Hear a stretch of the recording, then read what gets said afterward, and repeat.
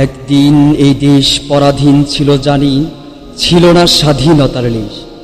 জুলুম নিপীড়ন চারদিক ছেয়েছিল, যাত্রা কঠিন ছিল বেশ।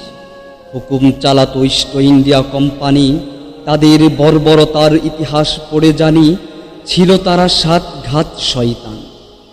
স্বাধীনতাকে নিয়েছিল কেড়ে আমরা কানুন পলাশির প্রান্তরে, মির্জাফরকে বানিয়ে গাদ্দার। মারাঠি মুরগিদের সহায়তায় কৌতু কৌশলের জাল বিছিয়ে কেড়ে নিয়েছিল ডিপুর তলোয়ার। সে সময় দারুল হরব ঘোষণা এলো, উলামায়ে হক গর্জে উঠল, স্বাধিকার লাগি জাগলো কোটি প্রাণ। রেশমি রুমাল এলো, বালাকোট চলে গেল, শহীদি মিছিলটা আরো বেশি বড় হল। এলো না তবুও কাঙ্ক্ষিত বিজয়। সিপাহী বিদ্রোহ, খেলাফত আন্দোলন, গাদ্দারদের কাছে হলো পরাজয়।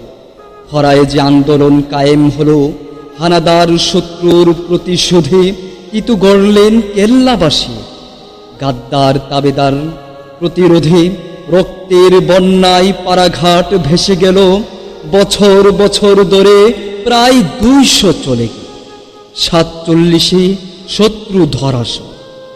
যদি না দারুল হরব ঘোষণা হতো, মানুষ জাগত না। রেশমি রুমাল যদি নাই বা হতো, বিপ্লব হতো না। বালাকোটে যদি যুদ্ধ না হতো, বিপ্লবী পাওয়া যেত না। ওলামারা যদি শহীদ না হতো, এই জাতি মুক্তি পেত না। তিতুর কেল্লা যদি না উঠত, প্রতিরোধ শেখা যেত না।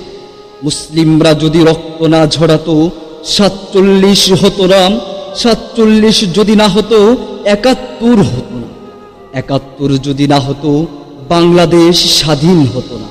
ওলামারা সংগ্রামী না হলে এই দেশ স্বাধীন হতো না। এ জাতি মুক্তি পেত না। এ জাতি তক্ত না হলে পাকিস্তান হতো না। মুসলিমরা যদি না জাগতো, ইন্ডিয়া হতো না।